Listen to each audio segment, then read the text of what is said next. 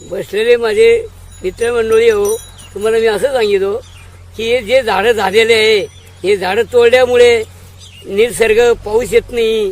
किंवा आता 7 जून आला तरी अजून काहीच कणचा ठिकाणा नाही, ना वारे फिरत नाही ते किंवा ढग फिरत नाही तर काहीच नाही. म्हणून तसं ऊन तपतंय. आज हे झाडं तोडल्यापासून फार नुकसान आहे. याच्यामुळे झाडं तोडल्यापासून बरसात होऊ शकत नाही. इथला तर तकलीफ उराली.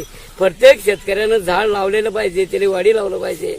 तर हे झाडं लावल्यावर आपल्याला सगळ्या गोष्टी कामात येतं, लाकूड कामात येतं, सगळ्या गोष्टी तयार होतात याच्यापासून.